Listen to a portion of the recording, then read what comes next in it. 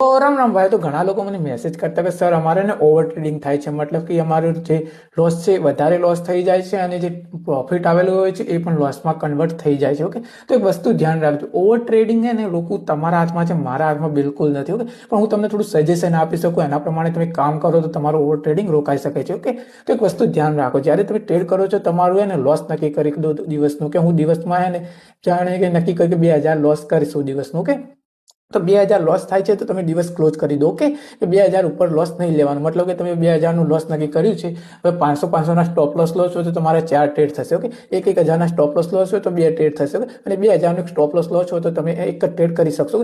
પણ વધારે ટ્રેડ નથી કરવાના. તમારે જે સ્ટોપ લોસ નક્કી કર્યું છે, મતલબ હું દિવસનું 2000 લોસ થઈ, 2000 લોસ થાય એટલે તમારે સેટઅપ કરી દેવાનું છે. બંધ જો તમે સેટઅપ બેસી રહેશો ને તો તમને લલચાવશે માર્કેટ અને તમને ઓવર ટ્રેડ કરવા પર મજબૂર કરશે. ઓકે, તો એક વસ્તુ કરવાનું છે કે તમારે એને દિવસ કરી દેવાનો છે ક્લોઝ, તમારો 2000 લોસ થાય છે. દેખો, આપણે તમે જો તમે મારી સાથે જોડાયેલા હશો તો આપણે 11 વાગે ટ્રેડિંગ ક્લોઝ કરી દઈએ છીએ. જે પણ ટ્રેડ થાય છે એના પછી ટ્રેડ નથી કરતા. ઓકે, જેટલું બને એટલું ટ્રેડ નથી કરતા. 2 થી 3 ટ્રેડ એને મોર્નિંગમાં જ કરી લઈએ છીએ 11 વાગ્યા પહેલા. ઓકે, અને માર્કેટ મોમેન્ટમમાં હોય છે 11 વાગ્યા પહેલા.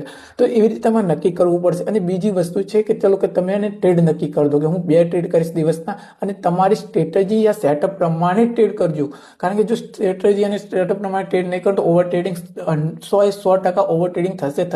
કારણ કે તમે બીજા આડેધડ ટ્રેડ કરશો, પછી તમારો સેટઅપ હશે ત્યારે ટ્રેડ કરશો, અને તમારો સેટઅપ શું ખબર, તમે સ્ટોપ લોસ આપી દે તો વધારે લોસ થશે. તો તમારે સેટઅપ અને સ્ટ્રેટેજી પ્રમાણે ટ્રેડ કરવાનું છે, એટલે તમને બી ખબર પડે કે હું એને ક્યાં મિસ્ટેક કરું છું, અને એક જ સ્ટ્રેટેજી પર કામ કરશું તો તમને પણ સક્સેસ રેટ મળવાના વધારે ચાન્સ થઈ જશે. ઓકે, તો એક વસ્તુ આ ધ્યાન રાખો. ઓકે, બે વસ્તુ ધ્યાન રાખજો, કાં તો તમારું લોસ નક્કી કરો, પછી ઓવર કાં તો દિવસના 2 થી 3 ટ્રેડ કરો, વધારે ટ્રેડ ના કરો, ટ્રેડની તમારી લિમિટ નક્કી કરો. ઓકે, અને પછી શું કરવાનું, તમારું જેવું કે 2 ટ્રેડ નક્કી કર્યા છે, તમારું લોસ થઈ ગયું છે, તમારે દિવસ ક્લોઝ કરી દેવાનો છે. ઓકે, કારણ કે વધારે તમે જો તમારે સેટઅપ પ્રમાણે પણ કામ કરશો તો પણ નુકસાન આવી શકે છે, કાં તો પ્રોફિટ થઈ શકે છે. પણ જો તમારું સેટઅપ પણ તમને લોસ આપવા લાગ્યું, સ્ટ્રેટેજી પ્રમાણે સ્ટોપ લોસ આપવા લાગ્યા, તો લોસ એને વધી જશે. બીજા દિવસે તમારું મેન્ટલી હેલ્થ એને ખરાબ થઈ જશે. એટલે તમારે ત્યાં રોકાઈ દેવાનું છે.